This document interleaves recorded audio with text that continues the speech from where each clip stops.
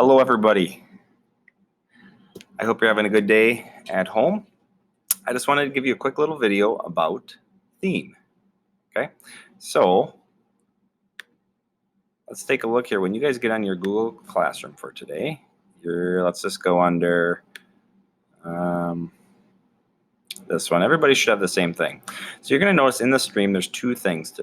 There's the theme helper. This is a sheet to help you with theme. And then this is where the question for the day was posed. This is the Monday activity. So when you go in there, okay, I would click on question so that's not all jumbled up and it's a little easier to read.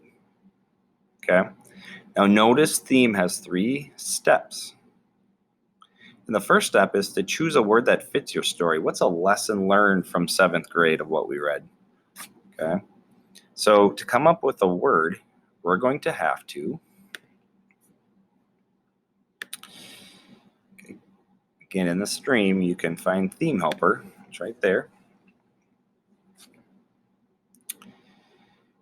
And you're going to be looking at this poster, and this poster is going to have a bunch of words to choose from. Now, if you have one on your own that you like, you can do that. Otherwise, most of these words, well, at least one of these words should be in most stories that you have. Okay? So step 1 was to pick a word that was the lesson learned in the story. Okay? Now, step 2 was then to use that word in a sentence. That's going to be your theme sentence. So pick a word, you put it in a sentence, and boom, you have a theme sentence. And then the last thing is you want to provide evidence. You want to do an example from the story. Okay. I'm just going to bring this up. This is an example of the 3 Little Pigs, which most of you maybe read. So we know what happened in the 3 Little Pigs. You have each pig used a different type of material to build their house, right? And the big bad wolf came and could blow down 2 houses, but not that 3rd one, right? So after looking at that list, I thought choice was a good one because that 3rd pig had a good choice that he made of taking the time to do something right because it paid off for him in the end, right? So that could be your theme sentence.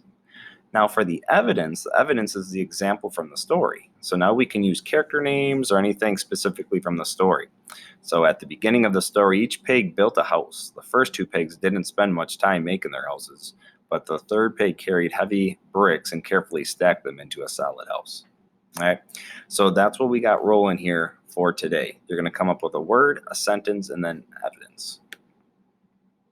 Here's an example, of what a theme might look like. The theme of this story is to always be yourself. Evidence. And this is just a random story that I came up with. We see this in the story when Brian could have made new friends, but it didn't work out because he acted like someone else and others thought he was strange. Okay.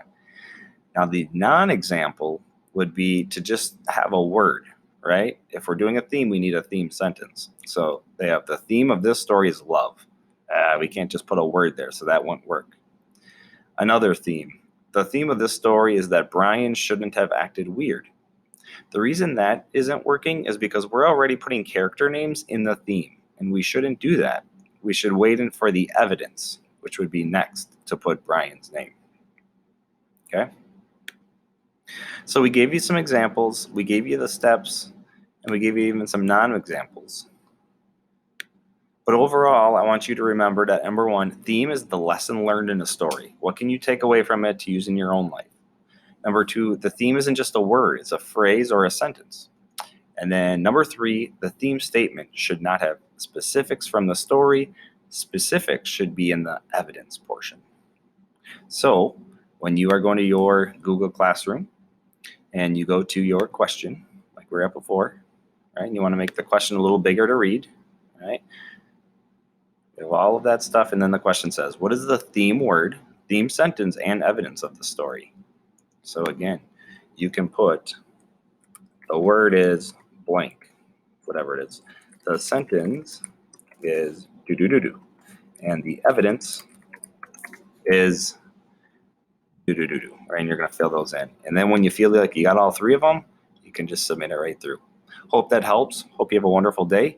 and we will see you later.